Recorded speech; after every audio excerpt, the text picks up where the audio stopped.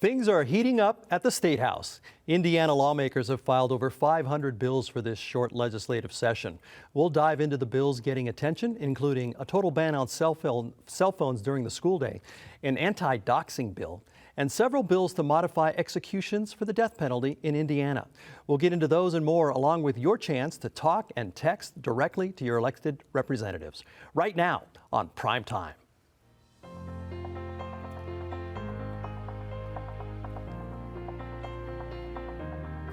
Hello, everyone. Welcome to Prime Time. I'm your host, Ed Leon.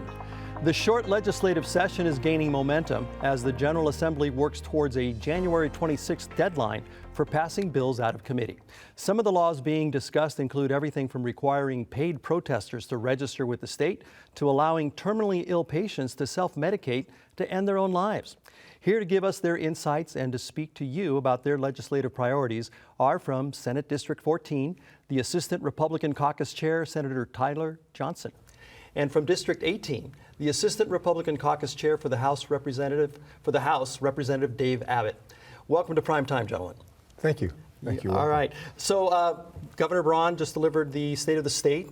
Among his priorities were let's call them pocketbook issues, right? Affordability for housing and health care. Do you see that being reflected in the bills that are being discussed in this session? Yeah, very much so.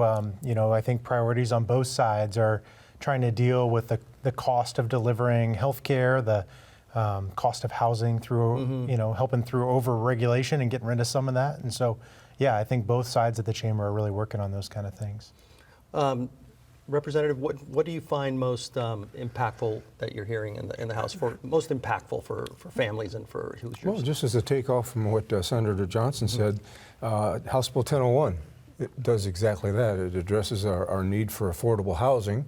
We kind of define affordable housing so we have a better idea that it's in relationship to your income, so that people can afford a house that's not $360,000. So House Bill 1001, what it does is it relaxes regulations and some of the dollars that are involved with permitting and delays that drive up the price of a home.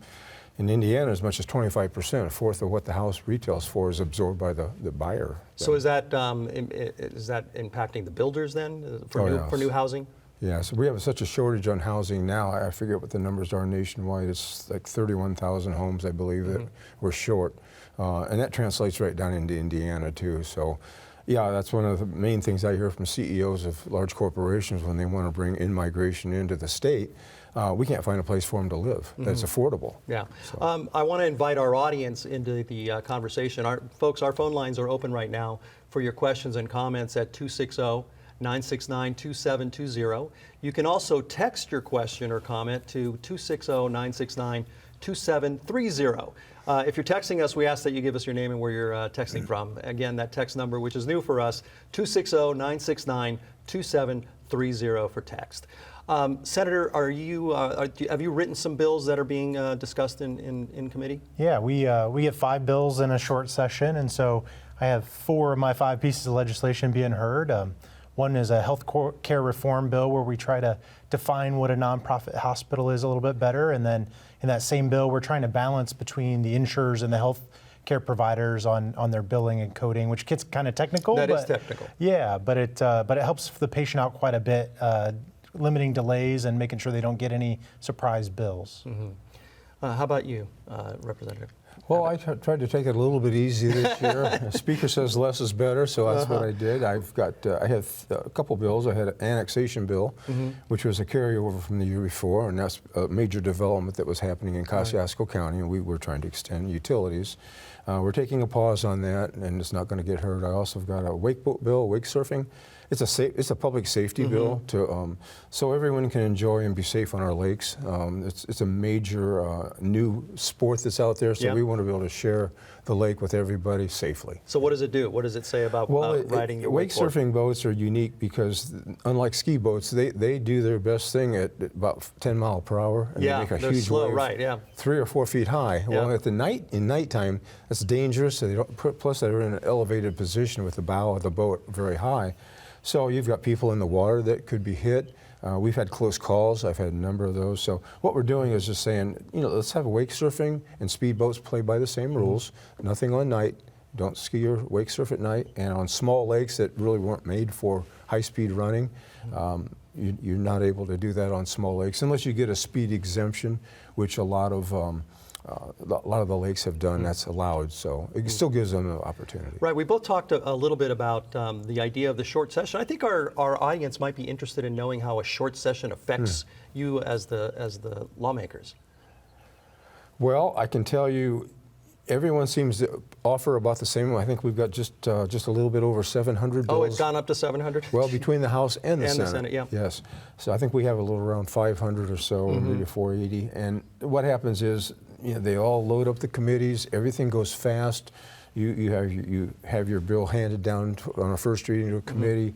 You have the meetings. It goes right into second reading with the amendments, and you're trying to do that in a compressed session already, and then it's even compressed more because of the 2 weeks we lost. Same in the Senate? Yeah, I'm definitely the newer to the chamber than Rep. Abbott is here, but it's been a whirlwind this session so far. You want to be cautious that you're not pushing things too fast and make sure you know what you're getting in legislation. So sometimes Bill will get the brakes pumped on it just for that reason alone, and actually that's a good thing in the legislative process to make sure we get it right. In addition to affordability, there seems to be kind of a mixed bag on some of these other bills, and I'm kind of struck by why there are multiple bills centered on the death penalty and executions. Any idea why that's kind of popped up this year as an issue? Yeah, I mean, the death penalty is carried out by the federal government and the state government in Indiana, and whether you're for the death penalty or not, it does happen here. And so one of the issues has been around medications availability for executions. And I know there was an ask from the federal government at one point to be able to carry out executions by firing squad. Right. It's been a really tough conversation, to be honest. I think a lot of people that even they're for the death penalty struggle with the firing squad method and discussion. And so we have been deep in that conversation on our side of the Statehouse so far, and I don't even know where it's going to land at this point. Right. We don't have firing squads now. SB 11 brings in firing squads. HB 1119 adds nitrogen hypoxia as another method, and then there's another bill that has it's HB 1287 that requires members of the legislature to be part of the execution team. Yes, exactly. Yes, and I think the point on that was, are we willing to do that ourselves? Absolutely. If we're not willing to do it ourselves, why would we initiate that for someone else to do it? And it's got to do with sanctity of life, and I think there's some real concerns about are we doing the right thing and it's been requested by some inmates to be execution by a firing squad, but it does really make you search for what. We don't have the mechanics down of how that would work, right? And it's not even directly in the bill now. There's places that carry out executions by firing squad, so it's not a new thing. But we really haven't worked that out yet. Senator, I'm curious, you as a doctor, how you feel about that? Yeah, it's an odd place in where my daily life intersects with the legislature, and I try to separate the two when I have to make decisions. And this is one area where the oath I took as a physician makes it really difficult to even participate in the conversation. Yeah. And so as a legislator, I've got to have a policy objective in this discussion, and coming up with what the right answer here can be difficult. I do personally believe the government has the ability to carry out executions when it's appropriate, but the question of when it's appropriate and how, those are really tough questions. Yeah. Well, there's another bill that I want to ask you about with your doctor hat on in a minute, but we have a text that's come in from James that's related to nuclear power. And it said the text is, where are we at with nuclear power in Indiana? James from Fort Wayne.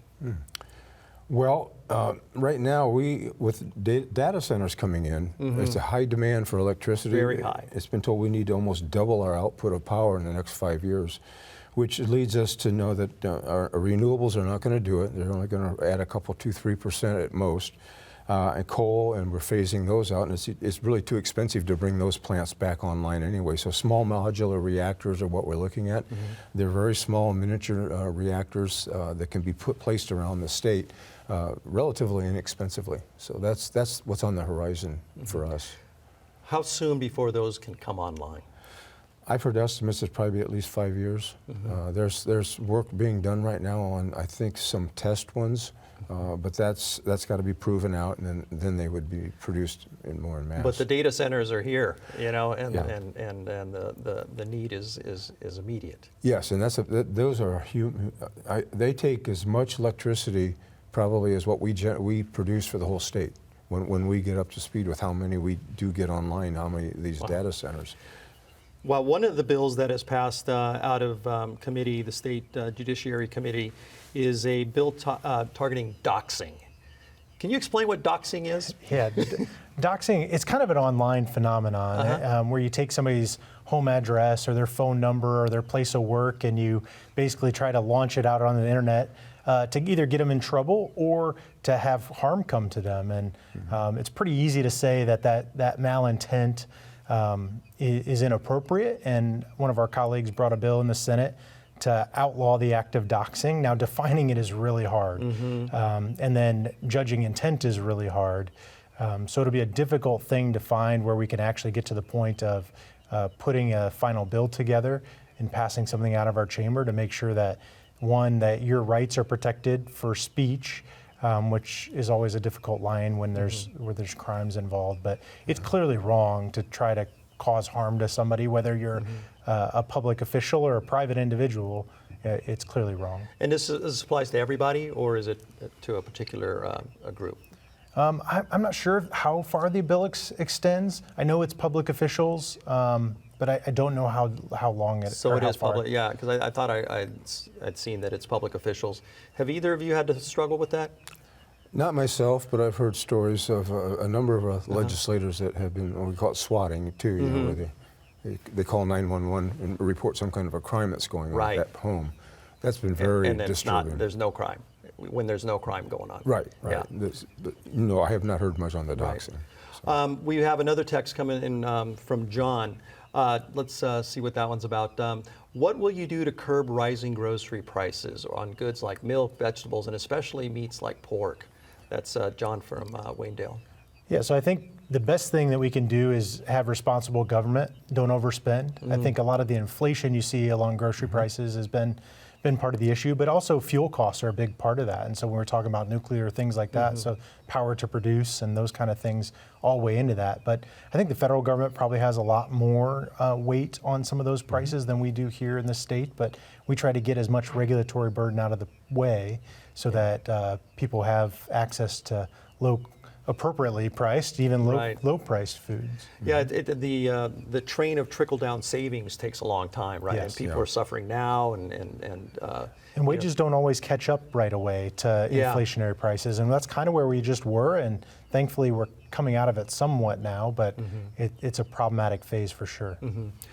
There was a bill, Senate Bill 267, that requires political influencers and protesters who are being paid anything over $500 to register with the state. What is that intended to curtail? Yeah, so when you have controversial topics, it is interesting to sit as a legislator and see, and something some of my family members even noticed, of like the same people showing up at different times at different locations, and even during the redistricting debate, it was interesting to see. And we have very good laws about lobbying and who can lobby and who can influence legislators. And we would just want to be really careful that there's not undue influence from certain campaigns, no matter which side you're on. We just want daylight on all of that so we know who's trying to influence what. How do you track somebody, you know, whether they're being paid $500 or more? I mean, it seems like that would be a nightmare to administer. The answer is yes, it will be a nightmare to administer. Most of the time it's an after the fact kind of thing of you did something else wrong and this is something that you did wrong too. Right. But really it's the principle of it more than anything. Right. Yeah. But if you're an activist that just happens to be showing up because you feel strongly about that. That's a First Amendment thing. 100%. And it's And the bill speaks to that.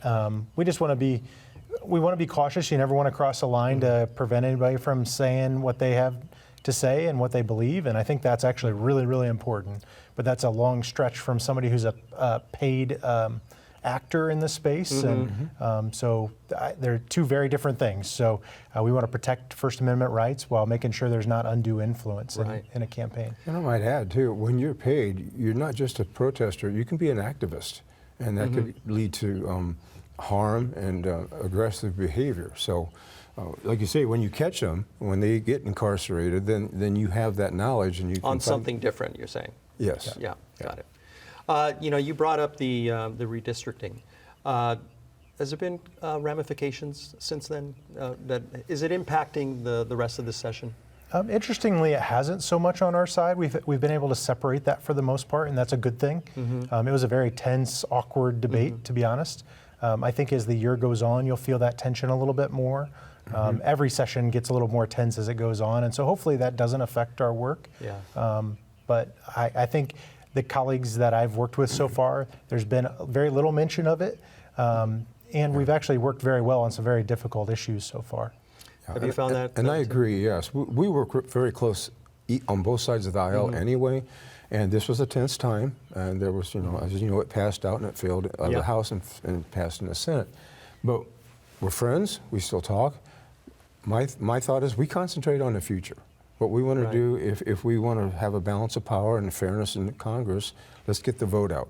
That's my position on it. Yeah. Let's get the vote out and get people to. Well, there's one bill, SB 53, that is trying to prohibit that from ever happening again. Kind of a mid-census vote for redistricting. Yeah, I would actually say to that, if we set up good ground rules and we followed those rules, I'd be for that. We can't really, the whole goal of the redistricting discussion is we got to play by the same rules everybody else does. Many of my colleagues disagreed on that, but it really comes down to if we're going to set up ground rules across the country and we can all play by the same ground rules, I'd be all for that. Right. All right, we have another text that has come in, gentlemen. This one's related to tariffs. This is, it says, what are Indiana Republicans doing to ensure that tariffs are not a burden on Hoosier consumers? Yeah, it's much more of a federal issue than we typically deal with there, but I live in farm country and we have one of the largest steel producers in the country in my district, and so it's extremely important to me, and where I have influence and letting our federal delegation know we need to have a good balance there. It's clearly had some good effects and some bad effects, though, and I think that's another thing where timing really matters, right? And so where you're at in the time frame of that and what the response is really matters in that discussion. Right. I have a resolution number 9, and I've been working with the governor and the CEO of our ports. And what we're trying to do, working with Canada, Quebec City, is to increase the shipping on the Great Lakes. They want to deal with us, we want to ship with them. That's tariff-free. And we're going to develop Burns Harbor in the northwest Indiana to take, right now they ship about 3 million tons of cargo in and out through that port every year. We're one of the deepest harbors in the Midwest. And it's a very good location. If we increase the shipping from 9 months to 12 months, that's an economic boom. It helps avoid tariffs. And all of our 8 states and 2 provinces on the Great Lakes want to increase that type of with Canada and America, that's shipping, and it can be done in a way that we can really benefit. That's exciting, especially since we've heard that Canada's tried to, basically pull back a lot because of the tariffs. Yes. Yeah. All right. Here's a question that came in from online. Jeff asks, "What do you think about redistricting bill that was voted on, and why did you vote the way you did?" Basically, inquiring about your votes. Yeah, like Representative Abbott said, it passed out of the House and came over to the Senate. I voted for the bill.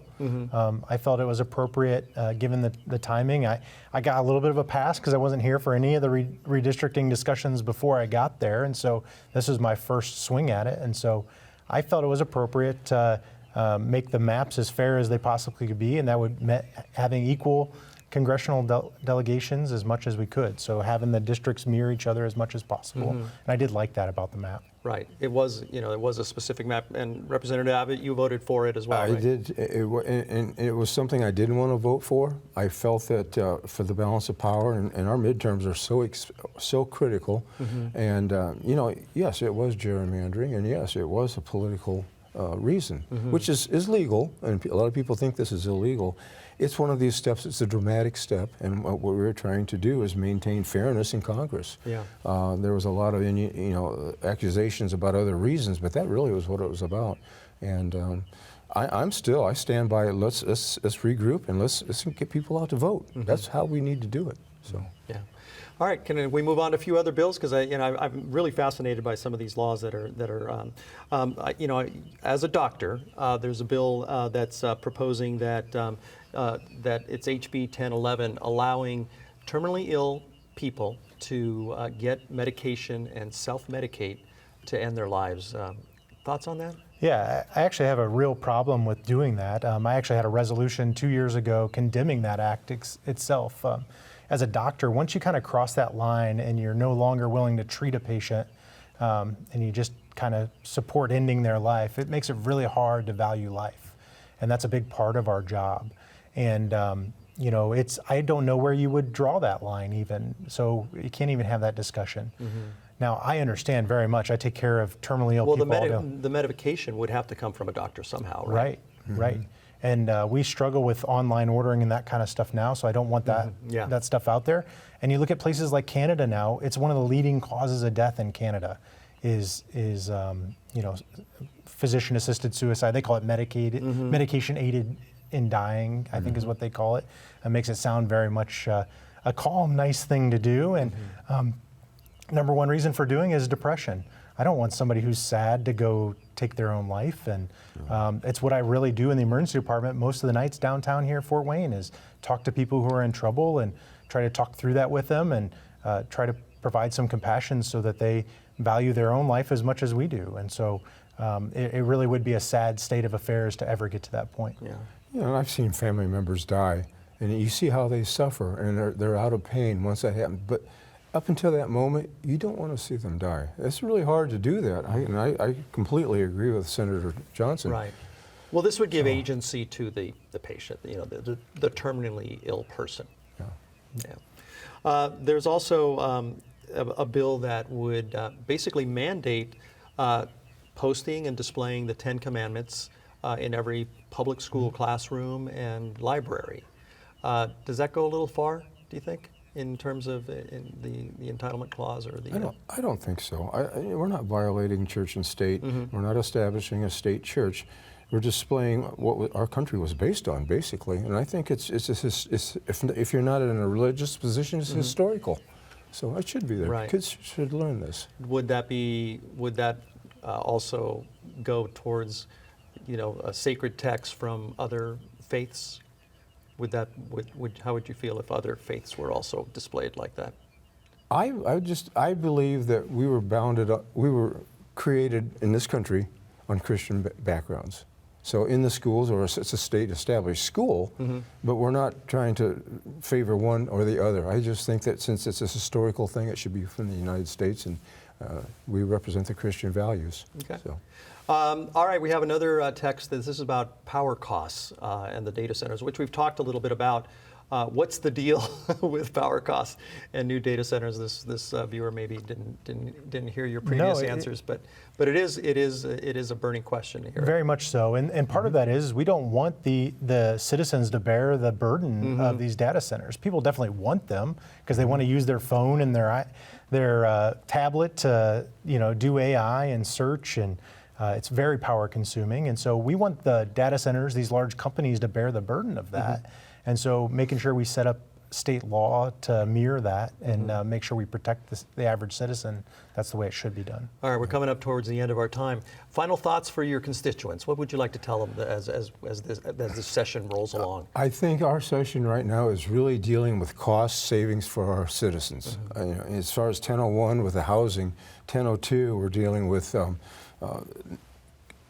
that's consolidation of government, and it goes on utilities. Our rate, we're putting in some parameters to get our rates down with our utility companies, and some school issues. That's our top 4 priorities, and I think we want to make our schools good, we want to cut down these costs, streamline our government, and stay out of the way.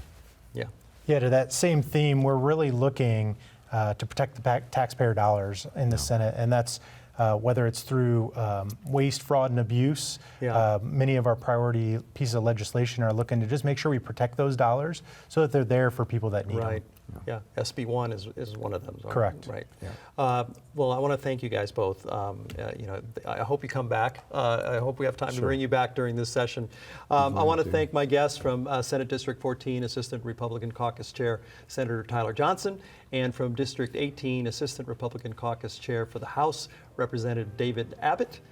Thank you, gentlemen. And I'm Ed Leon. I thank you for joining us, and we'll see you next time on Prime Time.